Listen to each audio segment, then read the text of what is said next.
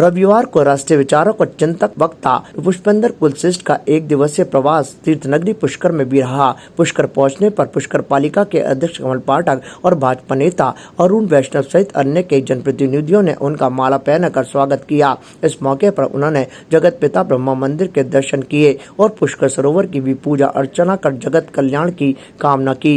राष्ट्रीय विचारक और चिंतक कुलश्रेष्ठ ने कार्यक्रम के दौरान राजनीतिक विषय पर चर्चा की। इस मौके पर विधायक अनिता बदेल, पार्षद लक्ष्मी पार्षद, भाजपा नेता पुष्कर भाटी, मुकेश कुमावत सहित अन्य कई भाजपा नेता मौजूद रहे।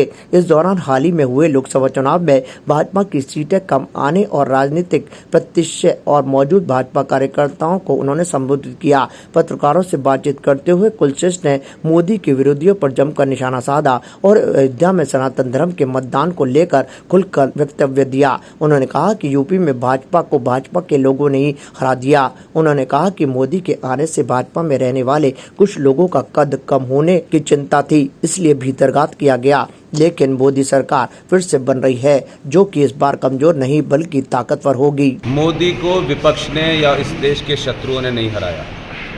मोदी को हिंदू संगठनों ने और आंतरिक कलह ने हराया है। जिन लोगों को मोदी से परेशानी थी, उन्होंने मोदी को कमज़ोर किया। मैं आज भी मानता हूं कि जो लोग अयोध्या के नागरिकों को, जो लोग बनारस के नागरिकों को बेमतलब गाली गलौज दे रहे हैं, कोई बहिष्कार की बात कर रहा है, वो महामूर्ख हैं।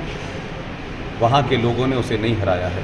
कुछ लोगों का कद 10 साल में छोटा हो रहा था, उन्होंने अपने कद के कारण, अपने स्वार्थों के कारण इस देश के एक महापुरुष को हराया, जो इस भारतीय राजनीति के साथ साथ सनातन सभ्यता के प्रति सबसे संवेदनशील आदमी था। मेरा अभी भी मानना है कि मोदी को, ये मोदी शब्द या मोदी व्यक्ति नहीं है, ये एक ऐसी सोच का आदमी था जिसने आपकी सनातन परंपराओं को, आस्थाओं को, सरोकारों को पुनर्स्थापित करने की युद्ध लड़ रहा था।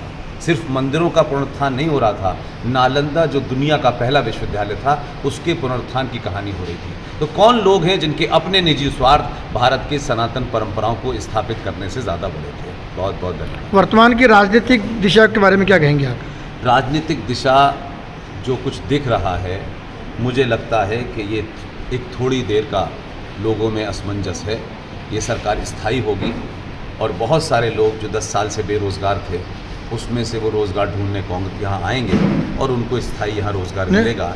और सत्ता जब स्टेबल हो जाएगी, तब बहुत सारे वो काम होने हैं जिन कामों की कल्पना लोगों ने नहीं कही थी। इसलिए मोदी हारा नहीं है, मोदी थोड़ी देर के लिए थोड़ा कमज़ोर हुआ है। ताज़ा खबरों के लिए देखते रहें सरेराह न्यूज़। अपना फ़ोन उठाएं और सब्सक्राइब करना ना भूलें।